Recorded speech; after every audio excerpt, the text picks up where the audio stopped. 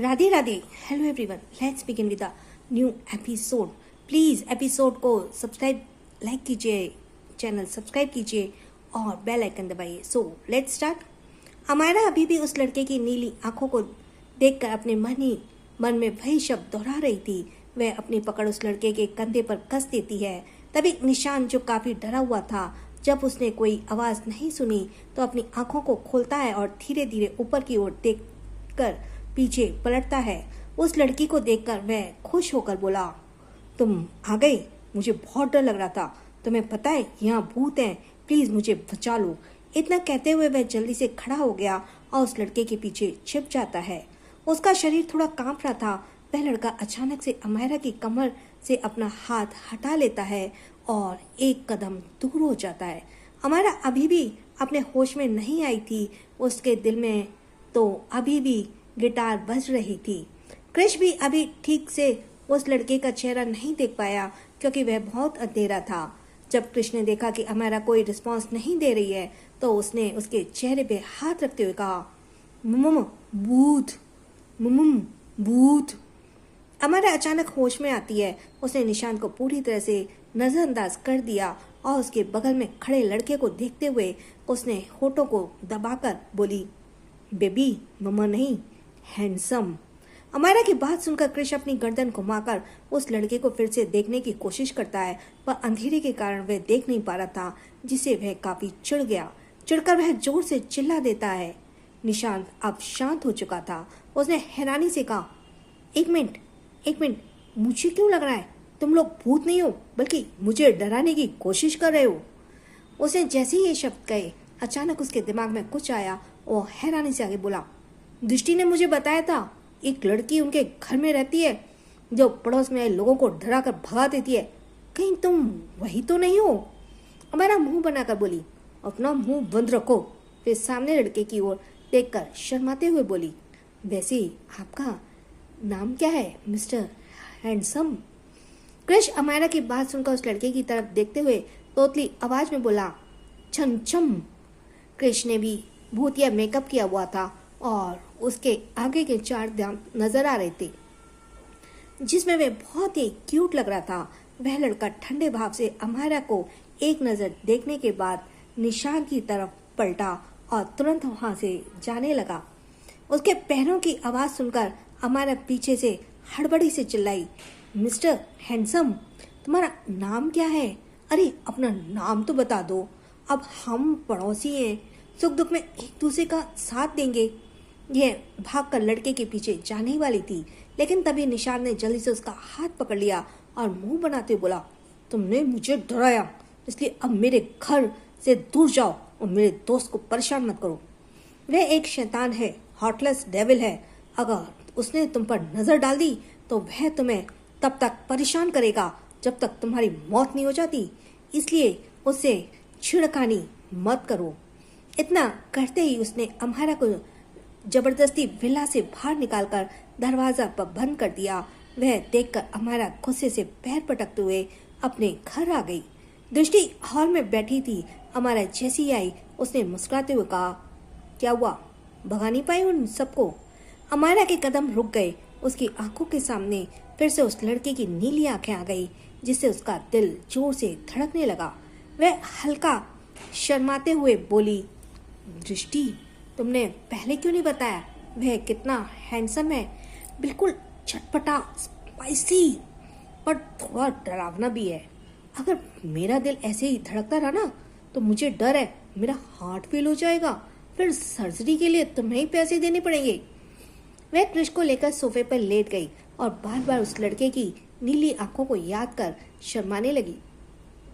दृष्टि उसे देखकर हैरान थी। उसने अमायरा के सामने हाथ घुमाते हुए कहा, क्या सच में तुम्हें वह निशांत हैंडसम लग रहा है? अमायरा अपने होश में आते हुए अजीब सी शक्ल बनाने लगी, जैसे उसे उल्टी आ रही हो। फिर उसने सीने पे हल्का सा थपथपाते हुए बोली, कौन? क्या उस लंगूर की बात कर रही हो? मैं तो उसके दोस्त की बात कर रही हूँ। वह नीली आंखें, ऐसी लग रहा था जैसे वह बस मेरे लिए बना है। अब चाहे कुछ भी हो जाए, मैं उसका पीछा नहीं छोड़ूंगी। दृष्टि क्यूरियसली से बोली, क्या सच में उसका दोस्त इतना हैंडसम है? अमायरा एक्साइटेड होकर बोली, दृष्टि, मुझे उसकी सारी इन्फॉर्मेशन चाहिए। वह कब क्या करता है मुझे सब पता होना चाहिए। तब तक मैं अपने बाकी बच्चों को हैंडसम के बारे में बताकर आती हूँ, ताकि फ्यूचर में उन्हें हमारे रिश्ते में कोई प्रॉब्लम ना हो। वह जल्दी से रूम की ओर भाग गई, जबकि दृष्टि को सोचकर बोली, क्या सच में वे इतना हैंडसम है? पहली बार अमायरा को किसी के लिए इतना पागल देख रही हूँ। फिर वह निशांत को एक मैसेज भेजकर अपने कमरे में चली गई। अमायरा अपने रूम में पहुंची तो उसने नैनी को बाहर भेज दिया था। त्रांश हमेशा की तरह आंखें बंद किए हुए लेटा हुआ था। अमायरा कृष को बैठा देती है। उन दोनों को अब भी भूतिया मेकअप किया हुआ था। अंश उन दोनों को घूर रहा था। बच्चों में से कोई नहीं रोया, क्योंकि सभी ने अमायरा और कृष को मेकअप देखा था, क्योंकि आए दिन दोनों ऐसा करते थे। अंश गहरी सांस लेते हुए अपने मिल्क की बोतल को दूसरी तरफ रख देता है। पास में ही उसका छोटा सा रुमाल पड़ा हुआ था। वह जल्दी से उठाकर उसे अमायरा की ओर कर देता है, मगर अमायरा उसके हाथ से रुमाल लेकर बेड पर लेट जाती है। फिर अंश के गालों पर किस करते हुए प्यार से बोली, अंश, मैं तुम्हारे लिए एक नैनी डैडी ढूंढ रही हूँ, तो ढूंढ लाई। तुम्हें पता है वह बहुत हैंडसम है। मैंने अब तक उनका चेहरा ठीक से नहीं देखा, पर पहले हमें उसे पटाना होगा। तुम लोगों को भी और हैंडसम दिखना होगा। आज से हमारा एक ही मिशन है, और वह है इस लड़के को फंसाना। क्या तुम लोग एक हैंडसम डैडी नहीं चाहते? कृष और तक्ष जल्दी से एक्साइटेड होकर बोले, डैडी डैडी, छम छम डैडी, यानी हैंडसम डैडी। अमायरा को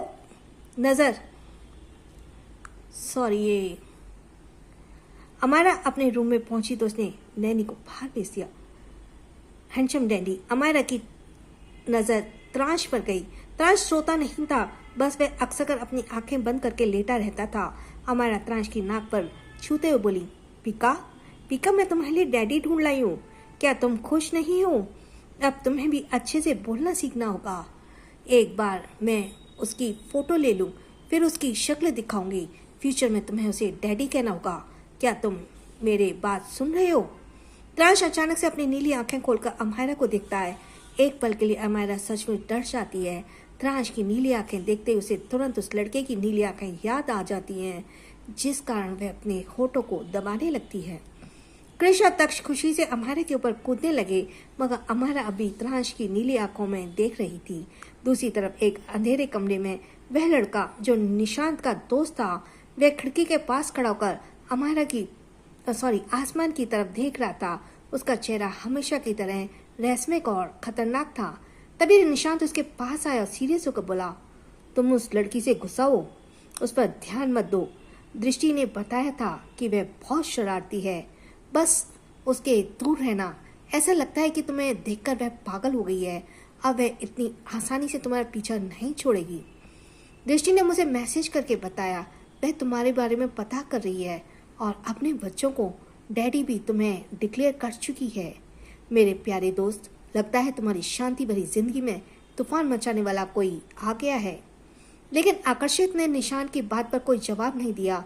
उसके होठों के बीच सिगरेट थी, जिसमें से धुआं निकल रहा था।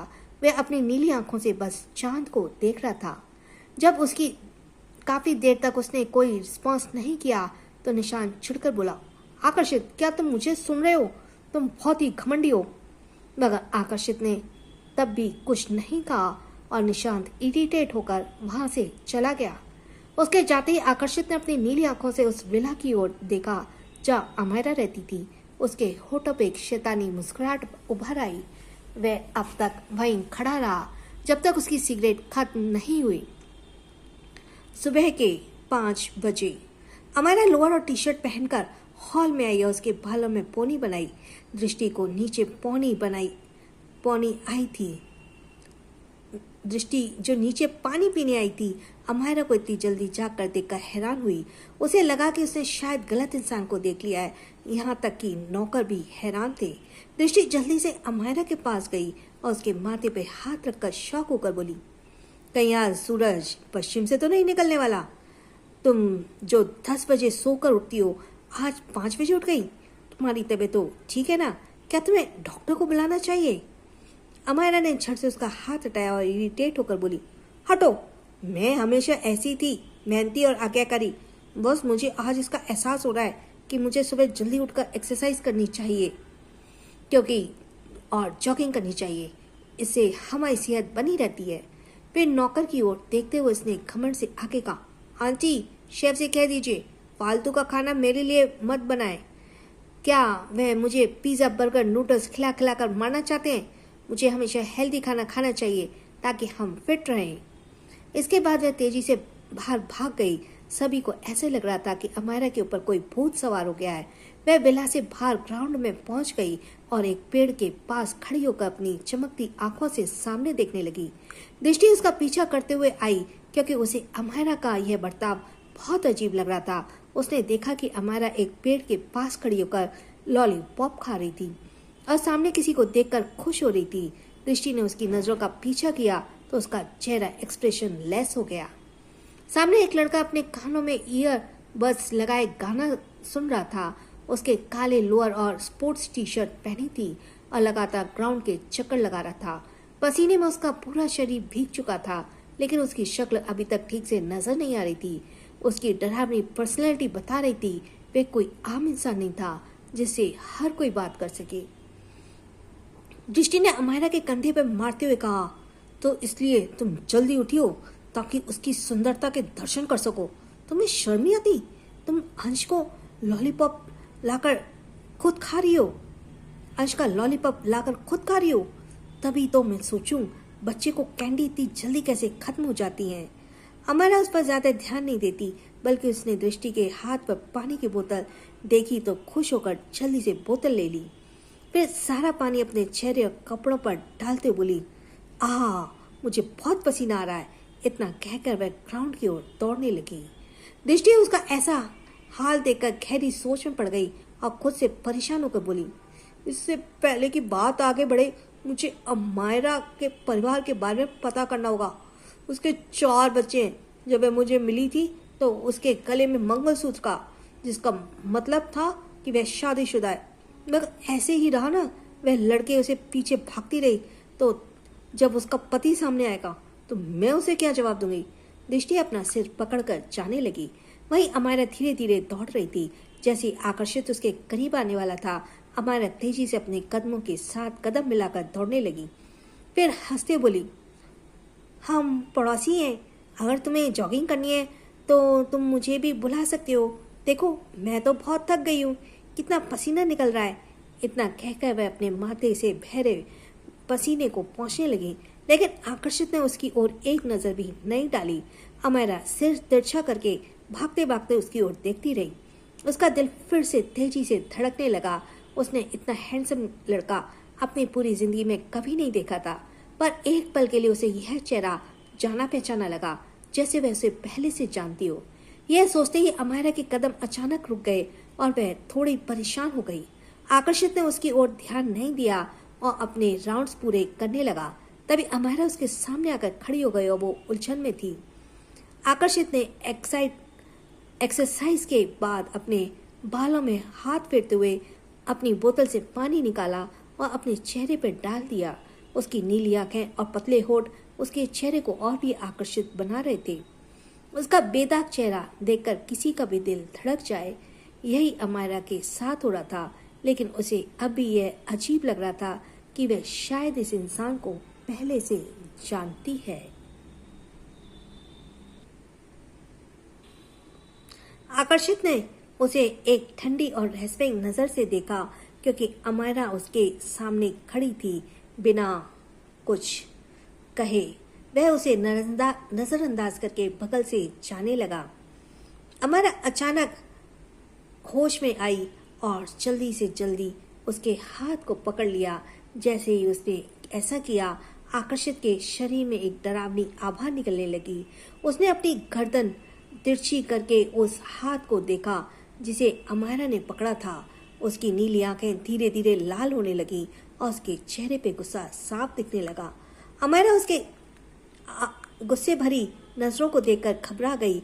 अचानक उसकी आंखों के सामने कुछ धुंधली छवियां आने लगी, जहां एक आदमी ठीक ऐसे ही उसे गुस्से से देख रहा था। अमायरा ने अपने होठों को काटते हुए कहा, क्या हम पहले कभी मिले हैं? इतना कहकर उसने अपनी पकड़ उसके हाथ से ढीली कर दी। आकर्षित ने उसे ऊपर से नीचे तक घूरते हुए बहुत ही रूखे अंदाज में अपना हाथ छुड़ाया और ठंडी आवाज में बोला, डिस्गस्टिंग। फिर उसने अपने चेहरे को तौलिए से पहुंचते हुए एटीट्यूड के साथ अपने विला की तरफ चला शुरू कर दिया। अमायरा उलझन में उसके पीछे पीछे चल पड़ी। उसे कुछ समझ नहीं आ रहा था। जब आकर्षित अपने विला के दरवाजे के पास पहुंचा तो अमायरा उसके विला के सामने खड़ी हो गई, लेकिन अंदर नहीं गई। आकर्षित अपने विला में एटीट्यूड के साथ कदम रख रहा था और उसे देखकर आसपास के लोग सिर झुका लेते थे, जैसे वे उसे डरते हों। अमायरा ने अपने होठों को फिर से काटा। उसकी बेचैनी और उलझन बढ़ रही थी। ऐसे लग रहा था जैसे उसे चक्कर आ रहा हो। इस बेचैनी के कारण वह तुरंत विला के अंदर चली गई। जैसे ही अमायरा विला के अंदर गई, आकर्षित के कदम ठहर गए। उसने एक बार फिर अपनी नजर घुमाई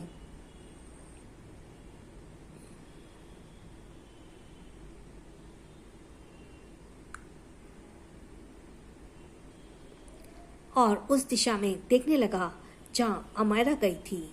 उसकी आंखों में कोई अजीब सी फीलिंग थी, लेकिन उसमें एक शैतानियत और सीक्रेट साफ झलक रहा था। वो हल्के से मुस्कुराया। उसकी मुस्कुराहट ऐसी थी मानो कोई शैतान मुस्कुरा रहा हो। नेक्स्ट, अमायरा हॉल में बेबी के पास बैठी थी। फर्श पर खिलौने बिखरे थे। अंश को केवल टॉय गन ही पसंद थी। वह अपने टॉय गन के साथ खेल रहा था। तक्ष वहीं बगल में गद्दे पर लेटकर बोतल से मिल्क पी रहा था। त्रांश पेट के बल लेटा था। उसका जब मन होता वह अपने सिर को ऊपर करके आसपास देखता, पर जब उसने देखा कि अमायरा उसके पास बैठी है तो वह शांत होकर फिर से आंखें बंद कर लेता है।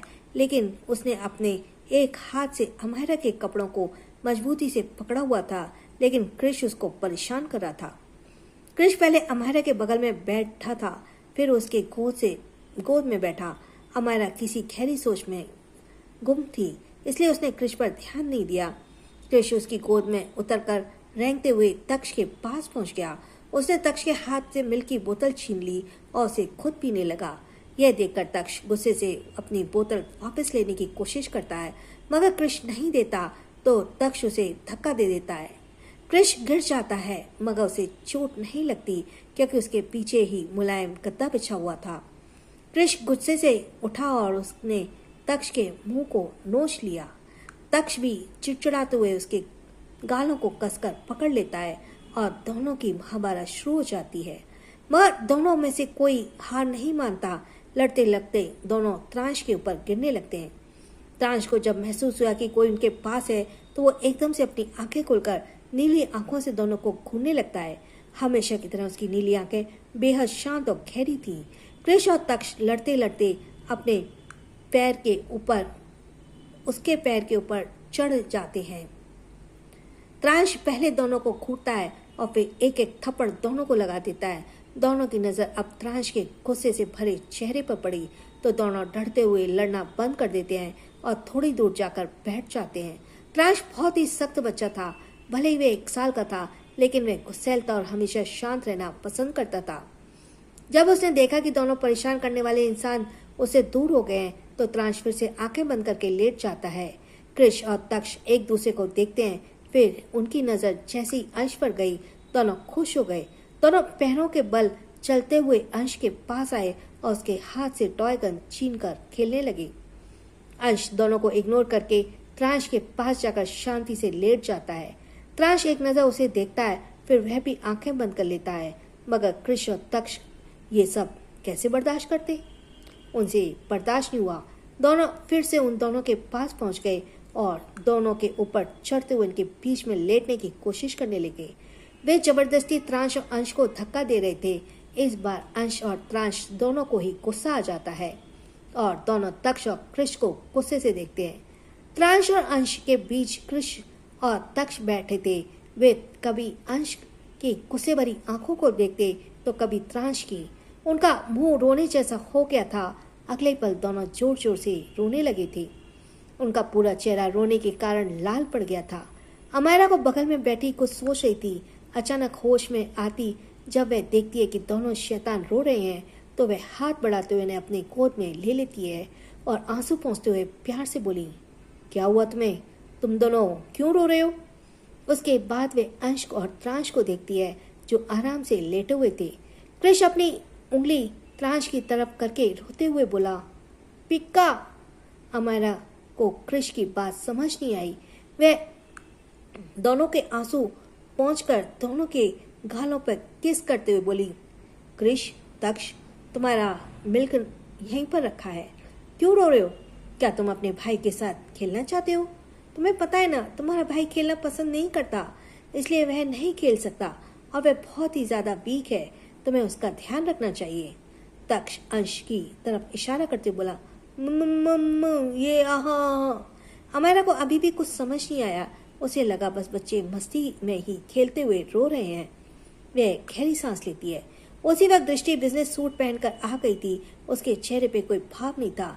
नीचे आते ही उसने जब नीचे का नजारा देखा तो वह गहरी सांस लेते हुए अमायरा को देखने लगी। दृष्टि अमायरा से कुछ कहना चाहती थी। उसी वक्त निशांत अंदर आ जाता है।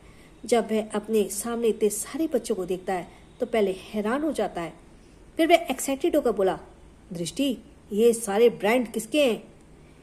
इन्हें देखकर लग रहा है सब एक ही उम्र के हैं। हे भगवान, आखिर इनकी माँ कौन है? बहुत ही हिम्मत वाली है वो, जो एक साथ इतने बच्चों को पैदा कर दिया। अमायरा उसे से घुटते हुए बोली, मुंह बंद रखो, खबरदार मेरे बच्चों पर नजर डाली तो। निशांत को पहले से ही पता था कि ये अमायरा के बच्चे हैं, पर उसने यह नहीं सोचा था कि 4 बच्चे हैं। वह अभी भी इन बात पर बचा नहीं पा रहा था। वह एक्साइटेड के कारण अंश को देखता है और फिर त्रांश को अजनबी लोग बिल्कुल पसंद नहीं थे, इसलिए जैसे ही निशांत ने उसके हाथ को पकड़कर उसे गोद में लेने की कोशिश की, वह एकदम से आंखें खोलता है और जोर जोर से रोते हुए निशांत के गालों को नोचता हुआ शुरू कर देता है। वह बहुत ही ज्यादा एग्रेसिव हो रहा था, जैसे ही हमेशा होता था। उसे केवल अमायरा ही पसंद थी, बस। अमायरा जब यह देखती है तो वह जल्दी से तक्ष और कृष को अपनी गोद से नीचे उतार देती है। वह निशांत से गुस्से में बोली, निशांत, उसे वापस करो, उसे बाहर लेकर मत जाओ, वह बहुत वीक है, बाहर का टेम्परेचर उसके लिए सही नहीं है। मगर निशांत को लगा बस अमायरा ऐसी कह रही है। वह जल्दी से त्रांश को लेकर बाहर की तरफ भागने लगा। अमायरा थोड़ी घबराई हुई थी, पर गुस्से में ही थी। दृष्टि बाकी बच्चों को संभालती है जो निशांत की तरफ गुस्से से देख रहे थे, क्योंकि उन तीनों को पसंद नहीं था कि उनके छोटे भाई को अजनबी टच करे। निशांत त्रांश को लेकर भागते हुए अपने विला में आने लगता है। त्रांश ने अभी भी कसकर उसके बालों को पकड़ा हुआ था और चिल्ला रहा था, मम्मा। अमायरा निशांत के पीछे पीछे भाग रही थी। तभी निशांत त्रांश आकर्षित की गर्दन में अपने सर को छुपा लेता है। तभी अमायरा गुस्से से वहां पहुंचती है और निशांत के पैरों पर मारते हुए बोली, तुम्हारी हिम्मत कैसे हुई मेरी पिका को लेकर भागने की? मैंने कहा था ना कि वो बहुत वीक है और बहुत बाहर का टेम्परेचर उसके लिए सही नहीं है। अमायरा की नज़र फिर आकर्षित पर पड़ी और वह शांत हो गई। उसकी नज़र आकर्षित के रूड बिहेवियर और उसके रूडनेस पर पड़ती है। आकर्षित का चेहरा उसे बड़ा ही रूड और अट्रैक्टिव लग रहा था।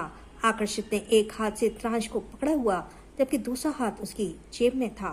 अमायरा ने एक पल के लिए उसका ओर देखा और फिर मुस्कुराते हुए बोली, लगता है मेरा बेटा तुम्हें पसंद करता है। इनफैक्ट से मेरी और मेरे बेटे की पसंद बहुत अच्छी है। क्या तुम्हें मेरा बेटा पसंद है? तुम उसके साथ खेल सकते हो, पर घर के अंदर ही रहना, बाहर रहना इसके लिए ठीक नहीं है। आकर्षित ने अपनी बातों का जवाब नहीं दिया उसकी, और बस उसे घूरता रहा। उसकी डोमिनेटिंग आंखें अमायरा के मुस्कुराते हुए चेहरे पर थी, जहाँ डिम्पल पड़ रहे थे। अचानक आकर्षित ने त्रांश को अमायरा की गोद में दे दिया और वहां से चला गया। अमायरा उसे जाते हुए देख मुंह बनाते हुए बोली, हाय मेरा रूड हीरो। निशांत ने अचानक देखा कि त्रांश की मुट्ठी में उसके बाल थे, तो वह चौंकते बोला, हे भगवान, इस जॉम्बी ने मेरे बाल नोच लिए।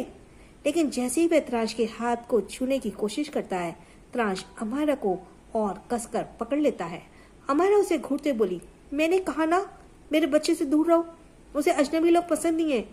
निशांत को यह सुनकर थोड़ा अजीब लग रहा था और वह अपनी कमर पर हाथ रखते हुए हंसकर बोला, अगर उसे अजनबी लोग पसंद नहीं है तो वह मेरे दोस्त आकर्षित के ऊपर डैडी बोलते हुए कैसे चढ़ गया।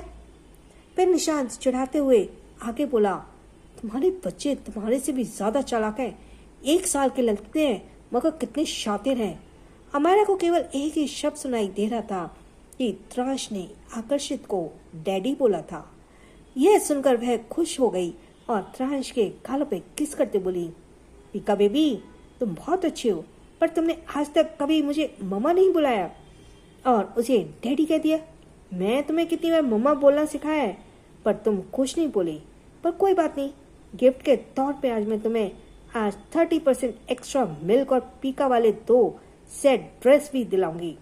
ये कहकर वह खुशी खुशी घर के अंदर भाग गई क्योंकि त्राश का चेहरा लाल पड़ने लगा था। निशांत अपने बालों को खुजलाते हुए शौक था और वह जब वह घर के अंदर पहुंचा तो उसने देखा कि आकर्षित सोफे पर बैठा ब्लैक कॉफी पी रहा था। उसका चेहरा हमेशा की तरह कोल्ड था, एक्सप्रेशन लेस था, जिसने निशांत डर गया और थोड़ी दूर पर जाकर बैठ गया।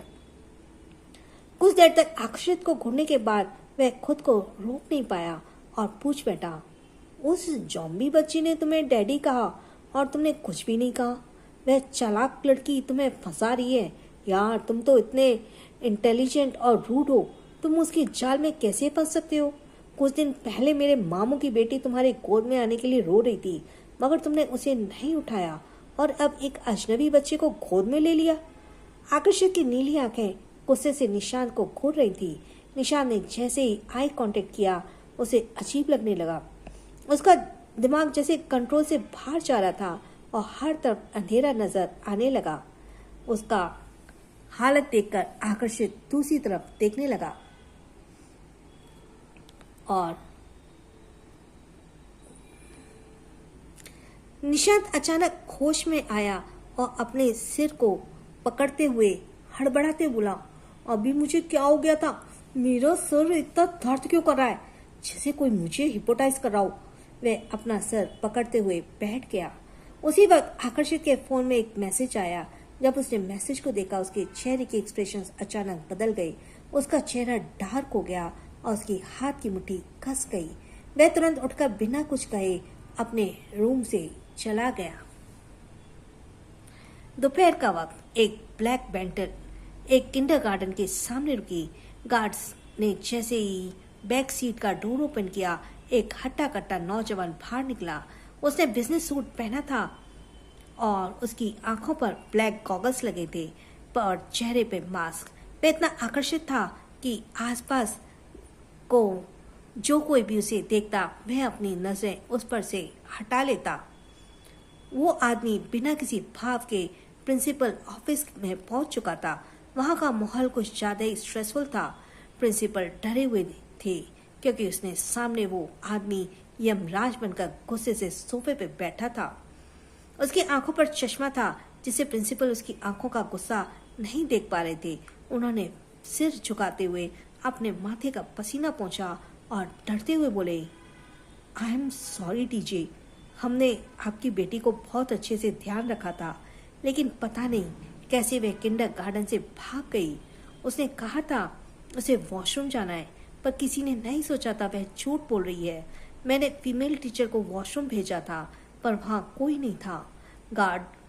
गार्डों ने भी उसे बाहर जाते हुए नहीं देखा।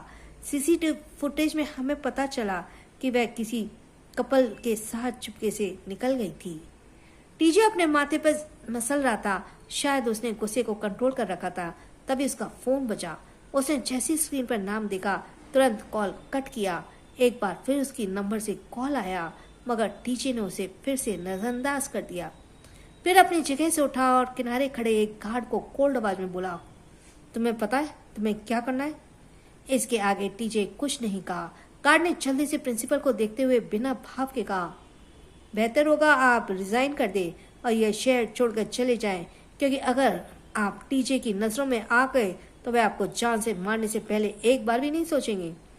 मैं उनकी वार्निंग है ये। यह सुनकर प्रिंसिपल के कदम लड़खड़ा गए और वे वहीं सोफे पर गिर पड़े। वहीं दूसरी तरफ अमायरा ने त्रांश को एक मोटे से बेबी कंबल में अच्छे से ढक लिया था। त्रांश अपनी नीली आंखों से उसे घूर रहा था। ये देख अमायरा को बहुत अच्छा लग रहा था, क्योंकि त्रांश जब अपने 4 छोटे छोटे दांत दिखाता था वह बहुत क्यूट लगता था। अमायरा जल्दी से हॉल में आई। उसने तीनों बड़े बच्चों को तक्ष, अंश और कृष के गालों पे किस करते बोली, तुम तीनों अच्छे से रहना और बिल्कुल भी लड़ाई मत करना। मैं तुम्हारे सबसे छोटे भाई को लेकर हॉस्पिटल जा रही हूँ। कोई बदमाशी मत करना और तारा दीदी के साथ खेलना, ओके। इतना कह के वे त्रांश को गोद में लेकर तारा को देखते हुए सीरियस होकर बोली, उनका अच्छे से ध्यान रखना और हाँ, ठीक आधे घंटे बाद उन्हें मिल्क दे देना। ध्यान रहे उन्हें ज़्यादा चॉकलेट मत खिलाना, सिर्फ कुछ फ्रूट्स काट कर देना। तारा ने सिर हिलाकर हामी भरी और अमायरा त्रांश को लेकर ड्राइवर के साथ हॉस्पिटल के लिए निकल गया। अभी वे लोग ड्राइव के पास ही पहुंचे थे कि मौसम फिर से बिगड़ने लगा। अमायरा ने त्रांश को अच्छे से पकड़कर उसके माथे पे हाथ रखा उसका तापमान चेक करने के लिए। जब तापमान नॉर्मल निकला तो उसने राहत की सांस ली। फिर वह उसके गालों पर खींचते हुए प्यार से बोली, बेबी तुम इतनी जल्दी बीमार क्यों पड़ जाते हो? तुम अपने बाकी भाइयों की तरह एक्टिव भी नहीं हो, पर कोई बात नहीं, मैं तुम्हें सब सिखा दूंगी। इतना कहकर वह उसके साथ खेलने की कोशिश करती है, मगर त्रांश उसे अपनी नीली आंखों से घूरता है और फिर अपनी आंखें बंद कर लेता है। यह देखकर अमायरा के हंसते हुए कहा, खड़ूस, तुम केवल एक बार उस खड़ूस आदमी से मिले हो और तुम्हारी हरकतें बिल्कुल उसी जैसी हो गई हैं। बार बार मुझे इग्नोर करते हो। अगर तुम इतने क्यूट और हैंडसम नहीं होते ना तो मैं तुम्हें जरूर डांटती। ड्राइवर लगातार गाड़ी चला रहा था। उसने कुछ ही दूर पर एक लगभग 4 साल की बच्ची थी जिसने पिंक कलर की मिनी स्कर्ट पहनी थी जिसमें मिकी माउस बना हुआ था और वाइट कलर का टॉप। उसके बालों में 2 चोटियां बंधी थी और उसकी पीठ पर एक रेड कलर की क्यूट सा बैग था। उसने वाइट कलर के शूज पहने थे और वह बहुत ही क्यूट लग रही थी। वह एक बार पीछे मुड़कर देखती है जहाँ कई सारे बॉडीगार्ड्स उसके पीछे भाग रहे थे। यह देखकर वह अपनी कमर पर हाथ रख बोली, स्माइली से पंगा, हाँ। इतना कहते हुए उसने पूरी ताकत लगाकर आगे की ओर भागना शुरू कर दिया। भागते भागते वह हाईवे के पास आ गई थी। अचानक उसका पैर मुड़ा, वो जमीन पर घुटनों के बल गिर गई। उसके घुटने में चोट लग गई थी। उसने रोने की बजाय अपने घुटनों को सहलाना शुरू कर दिया। तभी अमायरा की कार एकदम से उसके पास आकर रुकी। स्माइली घबरा कर अपनी आंख बंद करते हुए जोर से चिल्लाई, आहा। ड्राइवर ने एकदम से कार रोकी थी पर थोड़ी घबरा गया। अमायरा आगे की ओर झुकी और गुस्से से ड्राइवर से बोली, तुम कैसे कार ड्राइव कर रहे हो? तुम 28 साल के हो, कोई बच्चे नहीं। ड्राइवर माफी मांगते बोला, आई एम सॉरी मैडम, मैंने ध्यान नहीं दिया। सामने एक छोटी बच्ची थी इसलिए मुझे कार एकदम से रोकनी पड़ी। यह सुनकर अमायरा बाहर की तरफ देखने की कोशिश करती है मगर उसे सिर्फ बच्ची की पीठ नजर आ रही थी। वह अपनी भौं चढ़ाते हुए बोली, जाकर देखो उसे चोट तो नहीं लगी। ड्राइवर जल्दी से बाहर निकला। उसने बच्ची को खड़ा किया और उसे ऊपर से नीचे तक स्कैन करते हुए पूछा, बच्ची तुम्हें लगी तो नहीं? तुम ठीक हो ना? और स्माइली ने घुटने के पास थोड़ी सी खरोच थी। उसने जल्दी से ड्राइवर से थोड़ा दूर हटते हुए कहा, अंकल स्माइली को बचा लीजिए, कुछ लोग स्माइली को किडनैप कर रहे हैं। वो बुरे अंकल हैं। उनसे इतना कह ही था कि सभी गार्ड्स उसके पास पहुंच गए। एक गार्ड स्माइली को पकड़ उठाते हुए बोला, टीजे गुस्से में हैं, उन्हें पता चल गया है तुम भाग चुकी हो। आज तुम्हारी खैर नहीं स्माइली।